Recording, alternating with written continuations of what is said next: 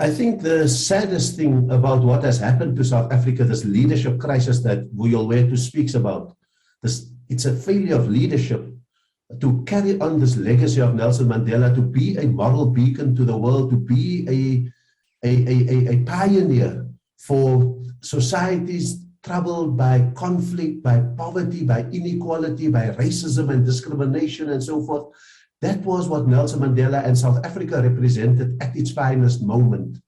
It was also giving methods of struggle to people that were not self-defeating. And I think the saddest thing out of the legacy of Nelson Mandela is that people now need to reproduce Nelson Mandelas in their own societies, whereas that is a phenomenon that comes once in a generation, even once in a lifetime.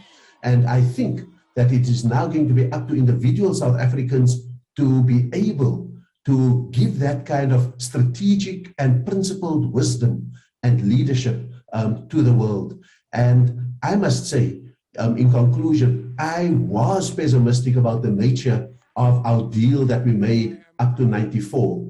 I saw the wisdom of it when I was in the front row of the Arab Springs, and I saw how they, unlike Nelson Mandela, who prioritized to push back counter-revolution, where they went for all their ideals all at once, and they were defeated by counter-revolution and the return of the authoritarians.